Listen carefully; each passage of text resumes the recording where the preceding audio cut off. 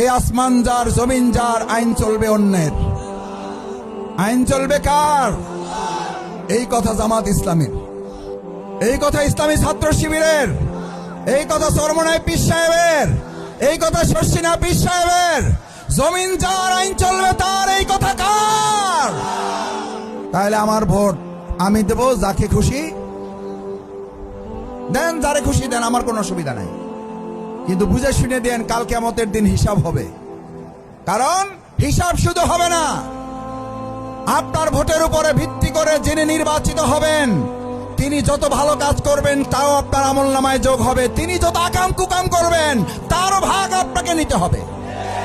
এবার আপনি বুঝে শুনে মাদক সেবীকে ভোট দেন, কোনো অসুবিধা নাই, যাকে খুশি তাকে দেন। এবার আপনি চাঁদাবাজকে দেন, কোনো অসুবিধা নাই, যত চাঁদা তুলবে সব চাঁদার পাপের ভাগ আপনাকে নিতে হবে। রাজি আছেন যারা? কোনো অসুবিধা নাই। এবার আমার ভোট আমি দেবো, যার ইচ্ছা তারে দেবো, দেন। আপনি ভোট গোপনে দেবেন, কেউ জানবে না, আপনি জানবেন, আর কে জানবে? আল্লাহর কাছে জবাব দিয়ে আপনার করতে হবে। শফিকুল ইসলাম মাসুদের কাছে না, জামাত ইসলামীর কাছে না, প্রধান উপদেষ্টা র্যাবের কাছে না, গোয়েন্দা তৎপরতার কাছে নয়, করতে হবে কার কাছে?